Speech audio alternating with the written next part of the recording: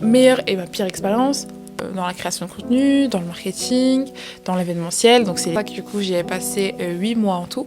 Donc réaliser que ça a un gros impact sur notre vie. Démarche de visa, démarche école, presse, challenge. Et j'ai su que je partais réellement encore argent, tout le temps en stress. A pu remporter un prix officiellement ouverte et prête à vous accueillir si vous avez des projets. Hello, it's Amy. Hey guys, j'espère que vous allez bien. Aujourd'hui on se trouve pour une nouvelle vidéo.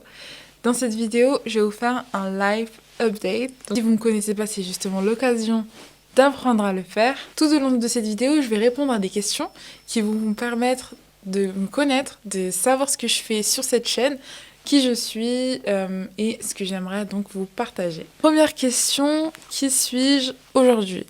Donc en une phrase, je dirais étudiante entrepreneur qui crée des projets, qui évolue, qui explore et qui voyage. Ça fait plusieurs mots là, mais je pense que vous avez compris un peu la direction vers laquelle j'évolue. Donc, je vais me présenter personnellement. Donc moi c'est Amy, donc j'ai 21 ans et depuis on va dire 5 ans, j'explore l'entrepreneuriat dans des aspects créatifs, que ce soit dans la création de contenu, dans le marketing, dans l'événementiel. Donc c'est les 3 secteurs un peu sur lesquels je suis le plus. Aujourd'hui, par rapport à mon parcours, ce que vous avez pu voir si vous me suivez depuis, on va dire quand 2022 peut-être ou 2020 même. Si vous me suivez depuis 2020, vous avez pu voir que j'ai fait un bac STMG, puis j'ai intégré une école de commerce post-bac. Aujourd'hui, je suis en master entrepreneuriat, donc c'est une spécialité que j'ai choisie justement pour poursuivre ma vision et aussi me permettre donc d'évoluer toujours dans ce que j'aime. J'ai beaucoup hésité entre entrepreneuriat et marketing. Comme vous le savez, certains, donc mon bac STMG c'était en spécialité marketing, donc c'est quelque chose dès le départ que j'aimais beaucoup, que j'appréciais, mais pourquoi pas explorer et me challenger surtout vers quelque chose de plus technique au niveau, enfin le master entrepreneuriat du coup moi me permet de me forcer entre guillemets à me challenger autour de, par exemple, des questions de finance, des questions de management, des questions opérationnelles.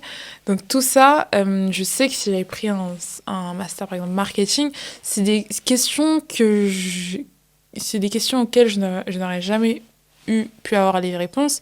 Donc aujourd'hui, voilà ce que je fais pour contextualiser un peu où je me situe. Donc, pendant ce parcours, donc depuis le bac jusqu'à aujourd'hui, donc en master, ce que j'ai fait, c'est que j'ai eu une année où j'étais full à l'étranger. Bon, moi, ça a duré plus d'1 an parce que dès ma 2e année, j'ai fait mon stage à l'étranger. C'était un choix, donc c'était à Casablanca. Donc ce stage, c'était dans le community management, donc ça m'a permis vraiment d'apprendre le secteur. C'est une de mes meilleures expériences, une expérience qui m'a ouvert des portes, qui m'a ouvert l'esprit aussi sur certaines compétences, sur une manière de travailler. Ça m'a apporté donc la confiance en moi, bien sûr, parce que aller à l'étranger, même si c'était un pays que je connaissais déjà, c'est toujours un challenge. Rencontrer des personnes avec qui on a fait des entretiens à la distance, on ne se connaissait pas, ça peut passer, ça peut bien se passer, comme ça peut ne pas bien se passer. Et en fait, ce challenge de découverte, j'ai rencontré de nouvelles personnes, j'ai appris de nouveaux sports, j'ai appris de nouvelles activités. Et ce nouveau style de vie, honnêtement, ça m'a tellement plu que je l'ai fait 2 fois. Donc c'est pour ça que du coup, j'y ai passé 8 mois en tout, donc 2 stages. Imaginez-vous une frise chronologique là. Donc il y a le bac, il y a les 2 années de post-bac, on va dire, en école de commerce. Ensuite, il y a la 3e année, on est à l'étranger. Donc là, je suis à l'étranger, je suis partie 2 fois à Casablanca. Ensuite, je retourne en France et 1 mois plus tard, je me retrouve en Corée du Sud. La Corée du Sud, comment vous dire, c'est ma meilleure et ma pire expérience. Pourquoi ? Pire expérience parce que c'était super compliqué pour moi, mentalement. Je venais de vivre 8 mois excellents, au soleil, avec des personnes que je connaissais, une ville que je connaissais, une langue aussi que je connaissais, parce que du coup, Casablanca, on parle arabe, donc c'est une langue que je maîtrise, donc j'étais déjà à l'aise sur ce niveau-là. Et là, je prends l'avion, déjà j'ai eu des grosses galères sur les démarches de visa, démarches école, Au niveau, par exemple, là c'était TOEFL, il me semble, ouais, TOEFL, qu'on a passé. Donc tout ça, c'est des trucs, dès le départ, j'étais déjà en train de ramer, on va dire, juste pour atterrir déjà dans l'avion. Donc ensuite, quand j'atterris sur le sol coréen, déjà je réalise pas. Je suis choquée parce que pour vous dire, j'ai eu mon visa, on va dire un mardi. La rentrée scolaire était déjà passée depuis une semaine et j'ai pris l'avion le samedi. Donc j'ai su que je partais réellement en Corée du Sud 4 jours avant d'y aller. Donc comment vous dire que entre stress, challenge et on comprend pas trop ce qui se passe et faut se mettre à la réalité que c'est bon, c'est plus annulé, tu y vas vraiment. Et y arriver toute seule, parce que moi j'étais la seule de mon école avoir été acceptée dans cet échange, parce que du coup c'était un cursus certifiant. Et en fait, tout ça c'était big challenge, big stress. Et je me suis retrouvée à être dans une communauté du coup au Maroc. Et au final, je me retrouve seule à je ne sais combien de kilomètres, 8 heures de décalage. Et tout ça, c'est des challenges qui aujourd'hui ont fait la personne que je suis. Mais c'est un peu cet aspect stress, pression, responsabilité qui fait que d'un point de vue première fois sur ce genre de situation, c'était vraiment entre guillemets une pire expérience quoi. J'ai pas envie de vous faire peur sur l'expatriation parce que si je devais le refaire, je le referais 1000 fois. Mais juste pour vous faire réaliser que ça a un gros impact sur notre vie. Donc aujourd'hui, je suis super fière, super contente d'avoir pu aller dans ce pays, d'avoir pu apprendre à connaître des personnes que d'ailleurs j'aimerais fortement vous faire découvrir via ma chaîne. D'ailleurs, je suis en train de préparer tous les montages parce que oui, j'étais pas présente. Pour ceux qui me connaissent depuis avant, j'ai pas publié pendant 2 ans, mais j'ai créé du contenu pendant 2 ans. Et ce contenu que je prépare du coup, format, on va dire documentaire entre guillemets, j'ai hâte de vous le partager parce que franchement, il mérite d'être vu, il mérite d'être connu. Mon expérience était différente de celle qui est déjà sur les réseaux sociaux. D'ailleurs, c'est un des chocs pour vous dire en mode réseau vs réalité, K-drama vs réalité aussi. Et tout ça, ça fait que aujourd'hui, je suis devant vous, je vous parle, je vous raconte, je suis heureuse et malgré tout, c'était ma pire et ma meilleure expérience. Donc dans cette meilleure et pire expérience, on peut intégrer la création d'un projet.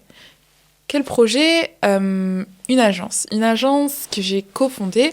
Donc je suis porteuse de l'idée, on va dire. Donc marketing, j'ai toujours voulu travailler pour moi, j'ai toujours voulu créer pour moi et pour les autres aussi. Et en fait, d'ailleurs c'est peut-être pour ça que pendant longtemps j'étais derrière la caméra et plus devant, parce que finalement c'est un autre métier, c'est la même chose, on pose une caméra, on filme, sauf que quand on le fait pour soi et pour les autres, c'est totalement différent.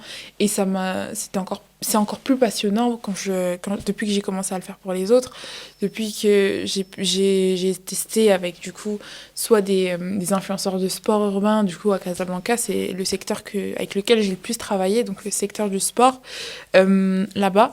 Donc marketing événementiel, marketing de contenu pour les réseaux sociaux.